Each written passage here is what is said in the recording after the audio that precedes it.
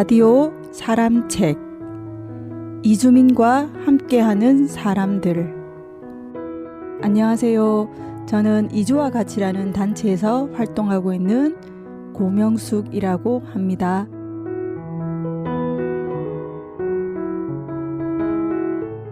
성서 공동체 FM이 방송되는 대구의 성서 지역에는 세계 각국에서부터 다양한 이유로 이곳으로 온 많은 이웃들이 있습니다. 그리고 이들과 함께 울고 웃으며 일상을 나누는 또 다른 이웃이 있습니다. 성서 공동체 FM 기획 시리즈 오브자 라디오 사람책 이주민과 함께하는 사람들, 오늘 세 번째 시간은 이주와 가치에서 활동하고 있는 고명숙 씨와 함께합니다.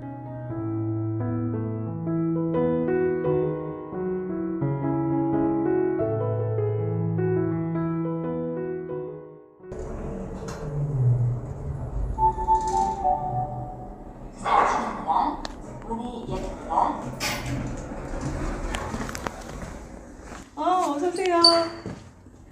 온다고 고생했죠? 버스 타고 왔어요? 버스 타고 왔어요? 네. 아기는요?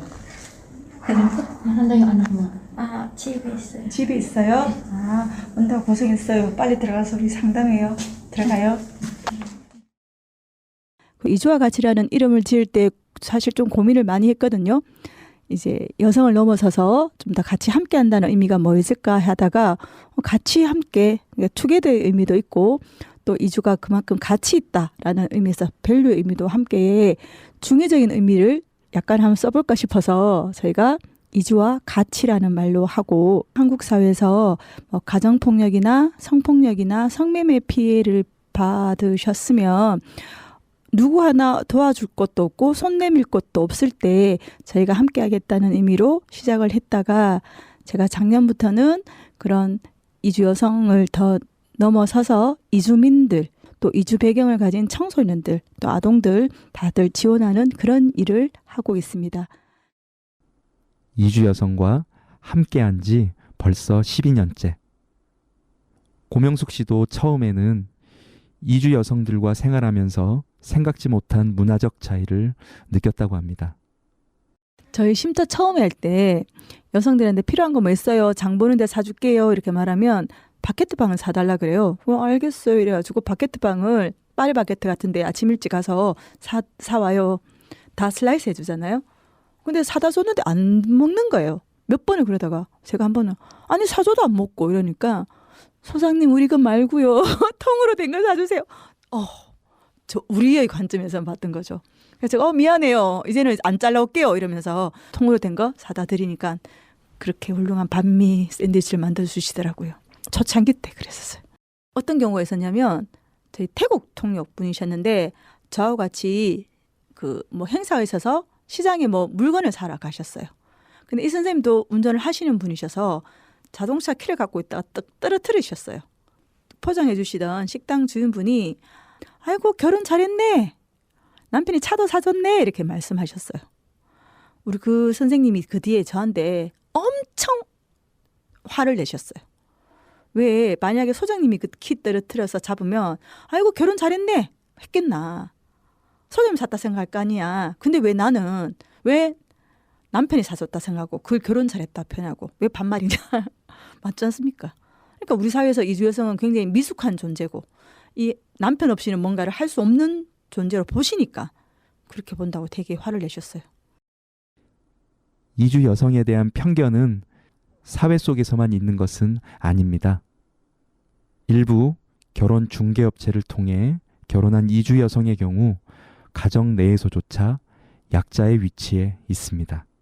이 이주 여성들 같은 경우에는 여성이 벌고 남성이 경제적 힘이 없다 하더라도 여성이 그것만으로 우위에 서지는 않더라고요. 보니까 또 다른 이유, 아까 체류의 문제라든가 그런 정서적인 문제라든가 이런 것에서는 또 약자로 취급받으면서 그 폭력 속으로 들어가 버리는 그런 관계가 많이 나타나기 때문에 이주 여성과 선주민 여성을 비교한다면 폭력이 조금 더 다양화되고 넓어졌다 그럴까요? 그런 거가 오히려 나타나는 경우라고 볼 수 있죠. 국제 결혼하신 부부는 그 시작 전부터 물론 요즘은 연애 결혼하신 부부도 많아지고 있지만 특히 결혼 중개업체라는 걸 통해서 하시지 않습니까? 돈을 주고 사왔다는 표현으로 그러니까 극단적일 수 있지만 그런 분들도 없지는 않거든요. 이제 그런 생각을 갖고 이제 결혼 관계에 딱 맺게 되다 보니까 이 정도 되면 내 말 들어야 되는데 왜 내 말 안 들어? 난 한국 사람이고 네 외국 사람이잖아. 내가 한국을 알아도 더 아는데 네가 왜 자꾸 고집 부려? 이런 것들이 폭력으로 제압을 하려는 형태로 나타나더라고요. 우리 사회에서의 정책은 이제 폭력 피해 이주 여성을 상담하는 상담소들이 전국에 9개소인가 있고요. 그리고 쉼터라고 해서 있지만 물론 많은 수는 아닙니다. 그러니까 많은 수가 아니라는 게 선주민 여성에 비해서는 많은 수는 아니고요. 초기 때는 주로 여가부에서도 한국인 남편과 결혼을 해서 가정을 이룬 합법적인 체류가 인정된 여성들만 쉼터에 들어오셔서 지원을 받을 수 있게 했었거든요. 그래서 저희가 줄기차게 인도적인 차원에서 그렇게만 한정지어서는 안 되고 지원을 계속 요청해서 저희가 2017년부터는 그런 미등록 그리고 무국적 아동도 인도적 차원에서 받을 수 있다라고 하는데 들어오셔가지고 지원을 해드린다 하더라도 밥이야 같이 먹으면 돼요, 사실은. 근데 제일 큰 문제는 의료적인 문제거든요. 이분들이 시설이 있다 해서 갑자기 의료보험이 되고 이런 건 아니거든요. 이제 그런 것들은 그냥 시설이 알아서 해야 되는 거죠. 위기 상황에 놓인 이주 여성들에게 유일한 안식처는 상담소와 쉼터입니다. 하지만 이곳만으로는 이주 여성을 지원하기에 충분하지 않습니다. 그 필리핀 여성이었고 제가 지역은 말씀드릴 수 없지만 그 지역에서 이 여성분이 여기 이 지역에 계속 있다 보면 큰일 나겠다. 우리 마을에 살인사건이 일어나겠다고 해서 저희한테 보냈던 여성이었어요. 여성은 정신적인 질환도 있으셨고 남편의 폭력은 엄청 심했고 그래서 여성을 어쨌든 병원에 이제 입원을 시켰고 아이도 이제 양육할 수 있는 사람한테 맡겨서 저희가 병원 치료를 끝내고 나왔지만 여성은 본인이 지금 전 상황에서 너무 화가 나고 남편에 대한 화도 나고 또 이혼을 하고 싶어도 빨리빨리 안 되니까 너무 화가 나는 상황이셨어요. 아이 밥도 제때 잘 안 챙겨주시고 그리고 더 나아가서는 너무 화가 나니까 밥상도 한 번씩은 뒤엎으시고 그런 것들을 보이시면서 근데 아이 나이가 그때 7살 정도였거든요. 한 번은 저희도 송년회 때 이제 그 여성의 상황으로 봐서는 당연히 안 가시려고 하시는 분이셨어요. 근데 여성을 데리고 송년회를 갔는데 게임을 하는데 이 여성이 너무 잘하시는 거예요. 그러니까 늘 지쳐 쓰러져 있고 별로 안 움직이고 싶어하는 분이 의자 뺏기 게임을 하는데 막 적극적으로 하시는 거예요. 누구시 대단해요 이러면서 막 칭찬해드리는데 노래를 부르시는데 노래방 기계를 틀어놓고 노래 부르시는 거 다들 좋아하시거든요. 근데 노래를 부르시는데 세상에 한국을 잘 못하시는 분이신데 노래를 너무 잘하시고 발음이 너무 정확하게 하시는 거예요. 칭찬 2가지 찾았잖아요. 그때부터 이제 우리 활동가들이 막 칭찬하기 시작했어요. 누구시 노래 최고다고. 누구시 게임하는데 정말 최고라고. 한 3일간 그렇게밖에 안 했는데 여성이 3일 뒤부터 달라지세요. 갑자기 일어나서 애 스파게티를 해주기 시작하시고 애 나서 선생님들하고 엄마들한테 다른 여성들한테도 스파게티를 해주시기 시작하시고 방을 치우기 시작하시고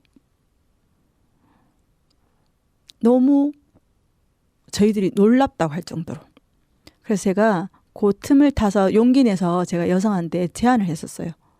누구누구씨 누구누구를 영희라고 하면 영희를 한국에서 키워보는 건 어떨까요? 이혼은 하시더라도 그러니까 다른 데 같으면 난리 나겠죠. 왜 나 필리핀 빨리 한번 해줘요 이러실 건데 제가 조금 생각해 볼게요. 이렇게 말씀하셨어요. 며칠을 생각해 보겠다고. 며칠 생각해 보시고 하시는 말씀이 내가 본인이 그전까지는 아프다는 거 인정 안 하셨거든요. 근데 그분이 하시는 말씀이 내가 아파서 한국에서는 혼자서 못 키울 것 같고 필리핀 가면 그래도 언니나 엄마가 그 동네 근처에 다 그 주변에 모계사이니까 다 주변에 사시거든요. 살고 있기 때문에 내가 도움을 받아야 될 것 같다. 그런데 내가 가서 정말 잘 키울게 이렇게까지 하셨어요. 믿음이 가는 거예요. 와, 이 정도 되면 당연히 가셔서 키우시겠구나. 그래서 본인이 이제 선택하시고 저희가 인천공항까지 바라다 드리고, 그리고 사실 제가 그 뒤에 필리핀을 갈 기회가 있어서 가보고 싶었지만 북부 쪽에 그때 뭐 쿠데타 뭐 이런 문제로 이제 치안이 안 위험하다고 얘기를 해서 제가 사실 못 가보고 연락이 몇 번 되다가 끊겼어요. 근데 그분이 저 한 2년 전인가 SNS에서 저를 찾으셨어요. 메신저를 보내셨어요. 나 누구다. 사진 보면 당연히 알죠. 사진을 쭉 보여주시고 여성도 잘 지내고 있다고. SNS에 제 생일이 뜨면 생일 축하한다고 보내주시고. 쉼터에 온 이주 여성을 가정폭력의 피해자로 보고 문제를 해결하려고만 할 것이 아니라 짓밟힌 자존감의 회복을 위해서는 공감과 지지가 필요합니다. 하지만 안타깝게도 폭력은 또 다른 형태로 나타나기도 합니다. 이주 여성들의 폭력 유행 중에서 가장 큰 거는 체류와 관련된 그런 폭력인 거죠. 근데 사실 우리가 생각에는 그럼 한국 국적을 가진 여성들이 많다고 생각하는데 저희가 사실 현장에서 보면 국적 취득자가 생각보다 그렇게 많지는 않으세요. 어떤 기간이 지나야 되고 어떤 요건이 있어야지만 가능한데 그 요건을 갖췄다 해서 그런 한국인 남편들이 다 체류에 아니면 여성의 귀화에 다 동의하시는 건 아니거든요. 어떤 분들은 결혼한 지 20년 됐는데도 남편이 동의하지 않아서 그런 국적이 없으신 분들도 있으시거든요. 도망간다고. 저희들도 상담을 하다 보면 남편들이 대부분 이제 처음에는 뭐 다 이유되죠. 뭐 돈 없어 이러다가 뭐 좀 이야기하다 보면 도망간다고. 남편의 폭력과 그런 무시와 멸시 속에서 있다가도 이혼하고 싶어요. 그런데 내가 지금 한국 국적 신청해 놨단 말이에요. 그러면 여성들이 사실 머뭇거리는 거예요. 아니 그냥 한국 국적 없으면 안 돼? 물론 없어도 돼요. 그런데 없으면 우리나라는 출입국 가서 매번마다 내가 한국 사회에서 살아야 되는 이유, 또 정말 내가 잘 정착하고 있는 뭐 이런 근거 이런 것들 제시하면서 체류 연장 받아야 돼요. 이혼을 하시면 1년 아니면 뭐 한국 남편과 결혼관계 유지하고 있으면 2년 3년의 체류 기간을 주는데 그거 끝나면 가서 또 내가 밝혀야 돼요. 심지어는 내가 이혼을 하고 아이를 못 키운다 하더라도 아이 이렇게 열심히 보고 있어요. 남편이 안 보여줘도 내가 이렇게 티켓까지 끊어가면서 아이 보러 갔지만 못 보고 왔어요. 이것까지도 밝혀야 돼요. 그렇다면 내가 한국 국적 할 때까지 기다린다. 그러다가 한국 국적을 받게 됐습니다. 그러면 예전처럼 남편의 폭력에 예전처럼 참을까요? 덜 참을 수 있지 않습니까? 그러면 본인들이 이혼을 선택하실 수도 있는 거죠. 근데 우리는 그 부부의 살아온 거는 아무것도 모르고 그분들의 살아온 이야기에 대해서 우리는 들으려 하지도 않고 그냥 결과만 보면서 그냥 우리 입장에서 한국 국적 땄으니까 도망갔다는 말로 매도는 안 했으면 좋겠습니다. 모르겠습니다. 한국 사회가 사람들이 선진국을 알고 있는데 저는 도대체 뭘 기준으로 선진국이라 말하는지 모르지만 외국인이란 이유만으로 이렇게까지 짓밟힐 수 있는 또 짓밟을 수 있는 권리를 누구한테서 이게 받았지? 이렇게 대하면 안 되잖아 이런 생각을 많이 하죠. 그만하고 싶을 때도 있었습니다. 그만하고 싶을 때도 있었고 이 일 자체가 싫었던 적은 아닌 것 같아요. 근데 외적인 조건에서 좀 힘들거나 이럴 때는 뭐 그쵸. 그런 인간적인 마음도 사실은 들기도 하죠. 이처럼 어떤 사람들은 자신의 존재를 인정받기 위해 매번 증명해야 하는 삶을 살아가고 있습니다. 고명숙 씨는 현장에서 활동하며 지칠 때도 많았다는데요. 그때마다 스스로 마음을 다잡게 하는 기억이 있다고 합니다. 2002년 6월 14일이면 우리 월드컵이 한창일 때였고 또 그날이 지방선거가 있던 날이었고 또 그날이 미선희 효순이가 미군 장갑차에 사망했던 날이었고 또 그날이 제 생일이었습니다. 소소하게. 저희 운영위원 중에 한 분이 그 지방선거에 후보로 나오셨습니다. 근데 그 지역구에서 선거운동 하시면서 명함판 이력이 다 들어가진 않지만 몇 줄 넣지 않습니까? 길게 넣으면 뭐 또 단체 이름 넣으면 사람들이 모르지 않습니까? 사실은. 그래서 가정폭력, 성폭력 전문 상담원이라는 한 줄을 더 4줄 중에서 한 줄을 넣었던 거죠. 그리고 명함을 이제 다 뿌리면서 홍보를 했겠죠. 쌤, 방금 노크 소리 들렸죠? 글쎄요, 아무 소리 못 들었는데요? 누구 왔는데? 학생, 누구 찾아왔어요?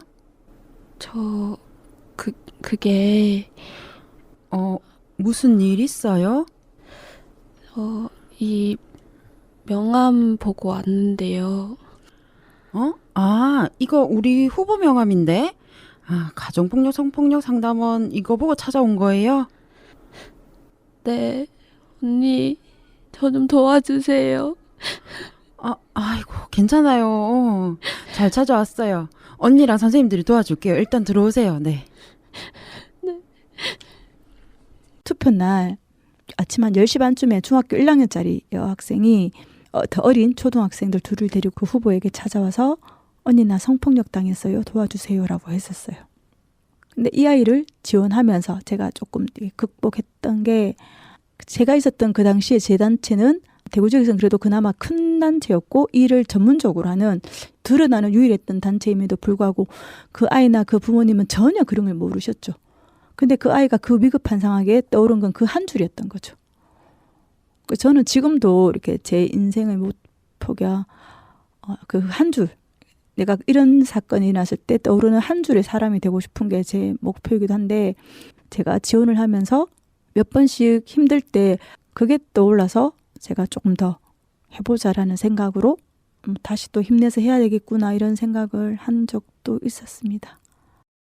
위급한 상황일 때 떠오르는 한 줄의 사람이 되고 싶다는 고명숙 씨. 지금은 폭력 피해 이주 여성들에게 떠오르는 한 줄의 사람이 되고 있습니다. 늦은 밤 잠자리에 들기 전 핸드폰을 충전기에 연결하고 자는 동안 전화가 오면 바로 손이 닿을 수 있도록 전화기를 꼭 머리맡에 두는 버릇도 생겼습니다. 여성들이 경찰서를 통해서도 들어오시지만 또 본인이 친구들, 네트워크를 통해서 이렇게 전화번호가 공유되기도 하거든요. 그래서 바로바로 전화 오시는 경우도 많아요. 초창기 때는 멀리서도 오셨어요. 뭐 예를 들면 인천, 고창 이런 데서도 그러면 우리가 연계를 시켜드릴 수 있다. 뭐 이런 식으로 안심을 해서 보내는 드리고 있는데 선주민들은 대부분 보면 뭐 예를 들면 대구 분들은 대구 쪽에 있는 시설 뭐 이렇게 이용하시는 빈도가 높겠지만 이주민은 아직도 그런 꼭 대구 사람뿐만이 아니고 경북 사람들 그리고 또 타 지역에 계신 분들이 요청하시는 게 좀 더 선주민보다는 많아요. 불안하지 않습니까? 그런데 누군가에게 내 이야기를 해야 되고 그리고 또 지원을 받으려면 아무것도 모르는 사람이라 표현하기 그렇지만 그분들보다는 그래도 평소에 좀 믿음 있는 사람이 소개시켜준 사람 아니면 또 라포가 형성되어 있는 사람 이런 사람들에게 자기 이야기를 하시고 싶어하는 그런 경향도 있으시고 그리고 뭐 또 경찰서에서 또 밤늦게 요청하시는 분들 오시면 바로 또 전화 오셔서 뭐 요청하시는 경우도 있거든요. 근데 뭐 저 자는 시간이니까 못 받아요 못 하고 다들 언제든지 뭐 조사가 끝나면 바로 오실 수 있도록 또 하기 때문에 벨소리에 좀 민감해야 되죠. 도움이 필요한 이주 여성들에게 힘이 되어주는 사람. 고명숙 씨는 언제부터 이주 여성 지원에 관심을 가지게 되었을까요? 그전에 저는 사실은 여성 문제보다는 사회 문제에 더 관심이 많았었는데 뭐 그런 분들을 좀 보다가 개인적인 문제는 아닐 것 같고 조금 더 그냥 공부를 해보자는 의미에서 석사는 이제 여성학을과를 갔었어요. 그리고 제가 또 회원교육을 통해서 여성단체에 이제 들어갔었죠.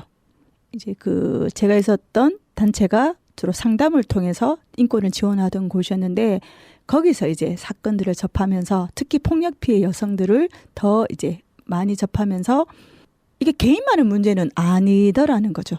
근데 그러면 우리 사회가 뭐 제도적으로 뭔가 변화가 가져야 되는데 그때는 바깥에다가 가정폭력 상담합니다 이러면 빨갱이라고 신고가 들어갔었어요.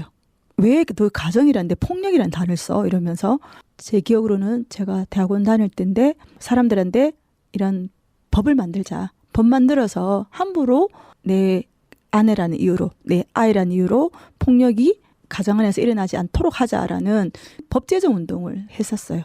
그래서 가정폭력 방지법이 그다음 성폭력 방지법이 그리고 또 성매매 방지법이 만들어지는 그런 것들을 이제 봐왔었죠. 그러면서 그 확장이 꼭 선조민뿐만이 아니고 더 나아가서 이제 이주민들, 이주 여성은 선주민과 이주민 사이에서도 더 약자고 여성과 남성 사이에서도 더 약자고 어쨌든 현 시대 지금 현재 살아가는 우리 사회에서는 최약층이 저는 이주 여성이라고 사실 보거든요. 권력에서는. 이제 그러면서 조금 더 이렇게 이주 여성 쪽에 눈을 돌리게 됐었고 그리고 또 이분들이 사실은 이 폭력 피해를 당하시면서 이제 도움을 청하실 때는 혼자가 아니고 아이들을 많이 동반을 하셨어요. 근데 또 아이들을 동반을 해오시니까 또 아이들에 대해서 또 관심을 가지고 지원을 할 수밖에 없었어요. 어쨌든 여성들은 물론 폭력 피해를 당하셔서 당연히 인권의 보호를 받으셔야 되지만 본인이 결혼을 선택하신 것도 있지 않습니까? 네, 선택에 대한 어떤 책임을 지셔야 되는 부분도 있지만 아이들은 책임을 지는 주체라고 볼 수는 없지 않습니까? 근데 이 아이들은 그대로 다 또 다른 위험에 노출될 수 있고 보호받지 못하는 그런 상황 속에서 그럼 아이들에 대해서 조금 더 관심을 가져보자라고 해서 조금 더 제 시야가 넓어진 것 같습니다. 부모를 골라 태어날 수 있는 사람은 없습니다. 그런데 태어나 보니 무국적이고 불법인 아이들이 있습니다. 누군가는 니네 나라로 돌아가라고 쉽게 말하지만 이 아이들의 나라는 어디일까요? 한국 정부가 어쨌든 출산율을 높이기 위해서 이렇게 정부가 나서서 지자체가 나서서 막 국제 결혼을 시켰단 말이죠. 사실 그 실패한 정책 맞잖아요. 그래서 뭐 출산율이 높아진 것도 아니고. 근데 그렇게 해서 치렀던 대가는 저는 이젠 다 오롯이 또 치러야 된다고 봅니다. 그게 주로 아동들의 문제인 거죠. 출산만 생각했지 아이들이 잘 자랄 수 있는 환경들 당연히 못했었고 뭐 이주 배경을 가졌던 어머니가 외국인이었던 그 가정에서 태어난 아이들이 그게 하나의 아이들한테 따돌림을 당하는 원인을 제공을 함에도 불구하고 우리는 거기에 대해서 대처를 잘 못했었고 최근에 제가 상담받았던 건도 아이가 중학생인데 그 왕따를 당하는 근데 그 왕따의 원인에는 엄마가 다른 나라 사람이라는 것도 하나의 이 엄마가 엄청 우시는 거예요. 본인은 정말 제가 보셨던 이주민 중에서 제일 노력하시는 분이셨거든요. 그리고 한국 사회에서 어쨌든 대학도 또다시 나오셨단 말이에요. 그만큼 공부 열심히 노력하셨던 분인데 본인의 문제는 이렇게 노력해서 될 수 있지만 아이의 문제는 노력해서 될 수 있는 게 아니다 보니까 본인이 선택한 게 아니잖아요. 내가 한국에서 태어나야지, 내가 몽골에서 태어나야지 선택할 수 있는 사람은 그 누구도 없는데 나는 태어나 보니까 무국적이고 또 하다 보니까 사람들이 나를 불법이라고 부르고 나는 어디에도 그러면 사람들은 그래요. 니네 나라 돌아가라. 이 아이에게 니네 나라는 어딜까요 도대체? 전혀 말 못하는 몽골이 내 조국일까? 엄마 아빠의 국적이었던? 태어난 곳을 본다면 이 아이에게는 한국이라는 사회인데 우리 사회는 그것에 대한 준비 아니면 대책은 사실 정말 그 아이한테 미안하지만 정말 전무하거든요. 지금이야 학생이라는 신분이니까 당장 추방을 내리진 않겠지만 근데 아이가 미성년자가 아니라면 추방의 대상이 될 수도 있죠. 우리는 하여튼 준비 안 됐어요. 같이 살아갈 자격이 없는 것 같아요. 그 친구들은 한국 땅에서 태어나고 오히려 오히려 베트남에 한 번도 가본 적이 없는 친구잖아요. 그 부모까지도 등록 만들어주세요까지는 요구 안 할 건데 이런 친구들한테는 한국 기아 시험이라도 칠 수 있게 해주면 좋겠어요. 그 아이들한테 다시 본국으로 돌아가라. 그래서 다른 사람들처럼 또 절차 밟고 오라. 너무 막연한 것 같아서 이런 아이들한테 한국 국적 주세요. 뭐 이게 그냥 사람들의 그런 뭐 위화감 소송을 한다면 시험 칠 수 있게 해주세요라도 한번 해보는 게 좋지 않을까. 사회 문제에 관심을 갖게 되면서 시작한 공부가 이주 여성을 지원하는 활동으로 이어졌습니다. 지금은 그 여성들의 아이들과도 만나게 되었습니다. 이주민과 함께 살아가고 있는 우리 사회는 이제라도 이주민들의 전 생애를 아우를 수 있는 제도적 준비가 필요합니다. 여전히 이주 여성을 바라보는 사회의 시선에는 변함이 없지만 고명숙 활동가가 만난 여성들은 달랐다고 합니다. 한국에서 그러니까 이주 여성을 바라보는 시선이 부정적 부정적인 시선이 많다고 봅니다. 많은 분들이 결혼을 해서 들어왔는데도 불구하고 돈 벌러 들어왔지. 뭐 아니면 돈 벌어서 다 뭐 부모 갖다 주지, 친정집에 주지, 뭐 이런 말로 부정적인 말로 표현을 하시는데 제가 본 여성들은 굉장히 자존감도 강하신 분들이고 저는 굉장히 미래 개척적이라 표현해야 되나요? 그렇게 저는 그 여성들을 표현하고 싶어요. 저도 여기 있으면서 베트남 분들이 제일 많이 이제 상담 의뢰가 있으니까 베트남말을 좀 더 하면 그래도 이 여성들하고 좀 더 이렇게 교감할 수 있겠다 싶어서 베트남어를 몇 번 배웠거든요. 너무 힘든 거예요. 그래도 그나마 학벌이라도 있다고 생각하는 저도 이렇게 다 엎어버리는데 그 여성분들은 한국어, 뭐 제가 듣기로는 한국어 더 배우기 어렵다 하는데 그 한국어를 생활적인 언어가 되시도록까지 공부를 하시잖아요. 또 해내시고. 그런 거 보면서 정말 살고자 하는 의지가 강하신 분들이구나라는 생각을 하게 되고 제가 한 번은 필리핀 여성이 그러니까 우연히 필리핀을 갔다가 그 여성분이 살았다는 그 섬을 한번 간 적이 있었어요. 그리고 또 더 우연히 제가 푸치니라고 선생님들 아시는지 모르겠지만 그거를 타고 그 섬을 가로지르면서 이제 제가 그 여성이 한국에 왔던 그 경로 그대로 온 적이 있었어요. 그 여성이 살았던 집이 제가 상담을 하면서 이해가 안 됐던 선생님 우리 집은 바람이 불면 흔들려요 이렇게 표현하셨어요. 우린 상상이 안 되잖아요. 근데 제가 우연히 그 마을을 지나면서 바람이 불면 흔들리는 집을 봤단 말이에요. 살아보지 못했지만 거기서 태어나셔서 내가 그래도 삶을 어떻게 한번 개척해보겠다고 한국까지 제가 만약에 그 나이에 그곳에서 태어났다면 저는 꿈에도 못 꿀 여정이었던 것 같아요. 이분들 하나하나는 정말 힘 있으신 분들이에요. 사실은 그분은 인생을 살아가시면서 지금 시점에서 제 도움이 필요한 것뿐이지 저보다 아래에 있을 가치는 하나도 없지 않습니까? 네, 여보세요? 선생님, 나 이혼하고 싶어요. 네? 이혼요? 네. 왜, 무슨 일 있어요?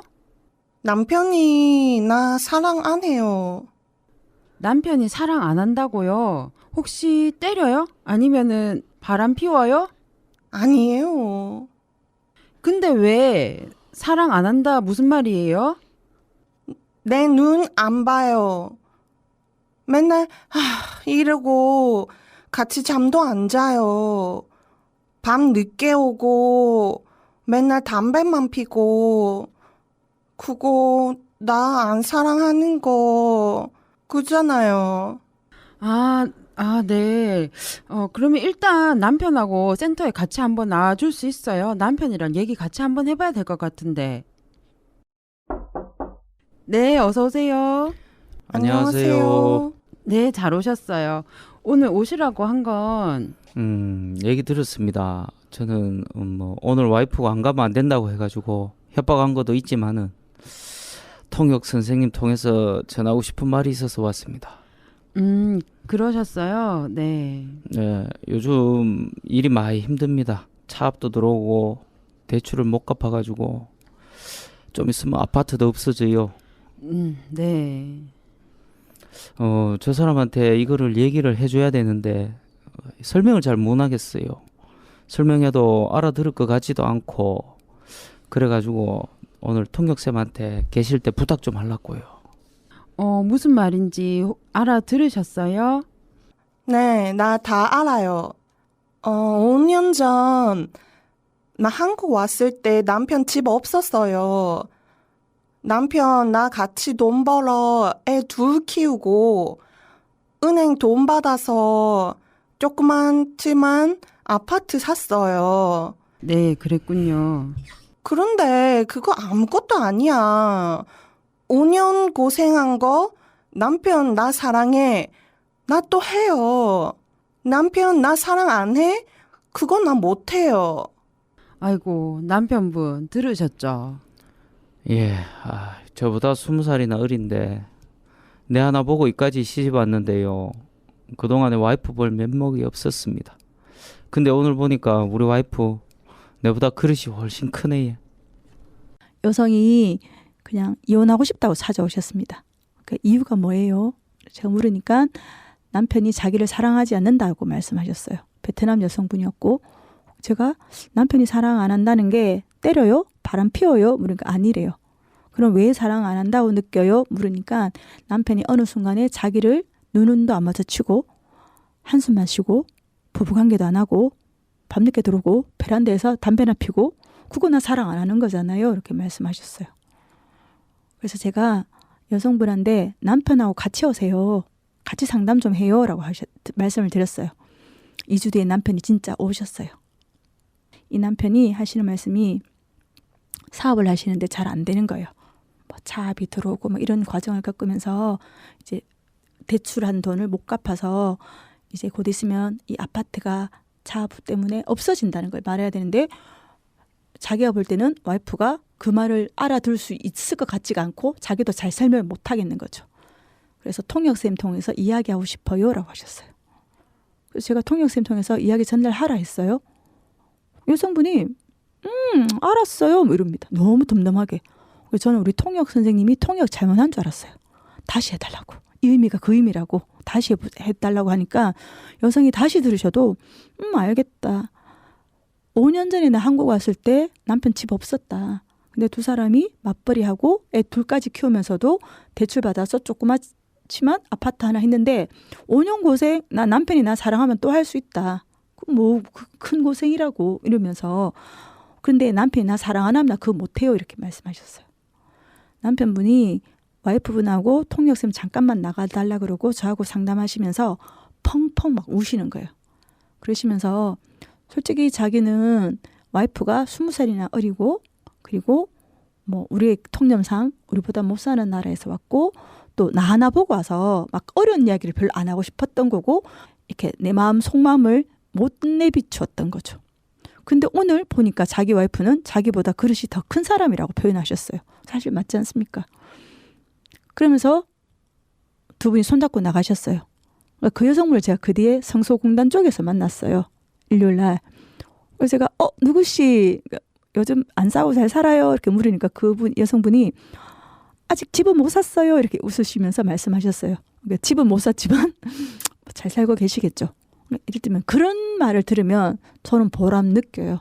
이분 말고라도 나는 지원을 받았던 분이 페이스북에서 말을 걸어온다든가 본국으로 돌아가신 분들 중에서도 페이스북을 통해서 자기가 지금 잘 살고 있다는 것을 알려주시는 분들 그런 분들 보면서 어떤 그 보람이란 걸 느끼는 것 같습니다. 결혼 이주 여성은 저출산, 고령화 문제의 대안이자 돌봄 노동의 공백을 메우기 위한 해결책으로 국가가 전략적으로 불러들인 사람들입니다. 코로나로 국내 체류 외국인이 감소한 2020년 12월 통계에서도 결혼 이민자는 17만 명에 이르며 계속 증가하고 있습니다. 한국은 사실상 2019년을 기점으로 다문화 사회에 진입했으며 이제 이주민은 지역에서 함께 살아가는 우리들의 이웃입니다. 그렇다면 새로운 이웃과 함께 어울려 살아가기 위해 우리에게 필요한 것은 무엇일까요? 뭐 천천히 간다 하더라도 올바르게 가기 위해서는 어린 시절의 그럼부터도 그런 정말 그냥 우리 일회성에 맛보기 위한 뭐 인권 교육 이런 거 말고 진짜 현실대로 우리 사회에서 그냥 같이 함께 살아가는 사람들이라면 사람을 사람답게 바라보는 그런 교육은 분명히 있어야 된다라고 봅니다. 그게 어떻게 보면 교육적이라는 측면이 빨리빨리 이렇게 과시화되진 않지 않습니까? 과시화되진 않지만 점차적으로라도 그런 것들이 우리 사회에서 스며들려면 저는 교육이 가장 우선적이라고 봅니다. 의무교육의 하나로도 넣을 필요도 있을 것 같고 또 아이들에게 더 이상 딱딱한 인권 교육 이런 것보다도 이주여성 당사자들이 문화에 대해서 말씀하시는 게 오히려 저는 선주민이 하시는 것보다 더 효과적일 것 같아요.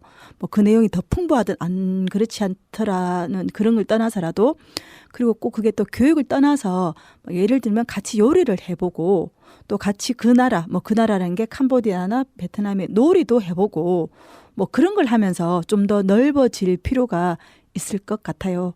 같이 뭐 그냥 같이 그냥 살아가는 모습을 보여줄 수 있는 그런 교육들도 쭉 같이 이어졌으면 좋겠다는 생각이 듭니다.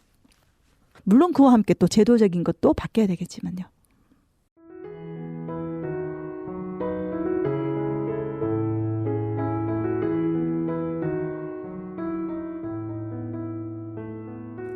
우리는 특히 성서 지역은 어디에도 다 이주민은 계십니다. 그죠? 눈을 여기 돌고 저기 돌려도 다 이주민은 계시고, 물론 지금처럼 그냥 함께 살아가는 이웃이라고 바라봐 주시고, 또 그 이웃들이 어려움을 겪고 손을 내밀 때는 그 손 좀 힘 있게 잡아주시면 같이 살아가는 공동체 일원으로서 좋을 것 같습니다.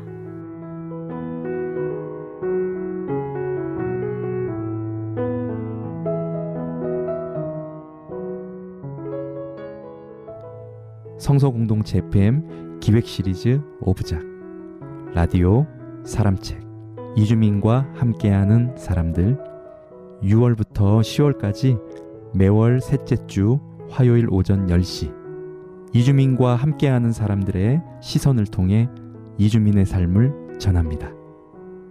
청취 소감이나 참여를 원하시는 분들은 인터넷 scnfm.or.kr로 들어오시면 됩니다. 이 프로그램은 시청자 미디어 재단 방송통신위원회 방송발전기금으로 제작 지원되고 있습니다.